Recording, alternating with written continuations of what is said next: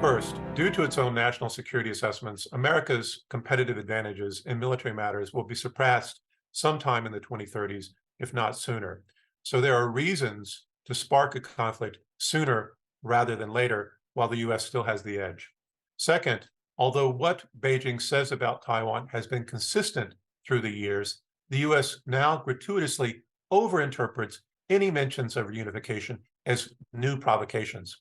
And it does this because Taiwan is a point of strategic leverage, because China did not collapse as America predicted, but has emerged stronger. Third, US political polarization ensures a relentless cut-through competition between Republicans and Democrats. The competition is over who can talk and act tougher against China, and in part because they're so impotent when it comes to dealing with America's own problems that they want to scapegoat China for whatever ills they face. Fourth, there are reasons to be concerned that American provocations and now proxy war in Ukraine serve as a template for sparking a similar type of aggression against China. The situations are, of course, very different geographically, historically, legally, and so on, but these differences are in fact obscured in American discourses on Taiwan. There's no doubt that the biggest risk for US-China relations is the Taiwan issue, of course.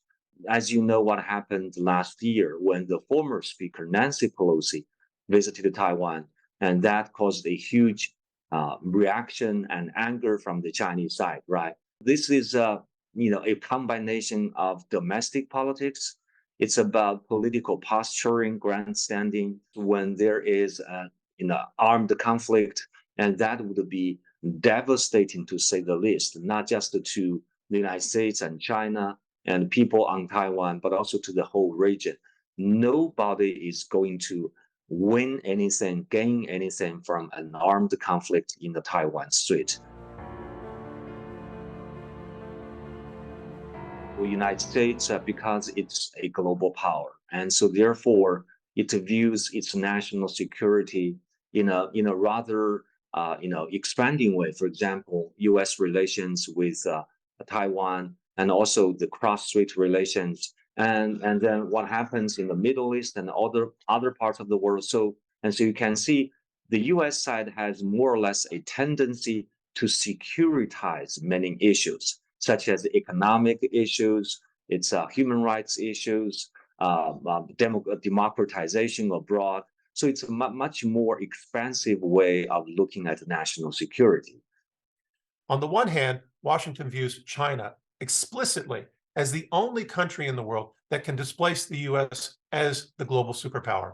On the other hand, China asserts it opposes this kind of zero-sum thinking. First, it knows this kind of conflict is not only dangerous, it's also existentially irresponsible, not only facing the need to still bring development to a large percentage of its population, but also to the rest of the developing world, and to do so under rising constraints like climate change and food, water, and energy insecurities. Second, China does not want to rule the world and knows that it can't. It doesn't subscribe to a universal concept of governance like the US does. It doesn't view itself as a melting pot of all cultures and values. And this is the root of their security differences. The US wants to remain the global hegemon, and China wants a global system without hegemony.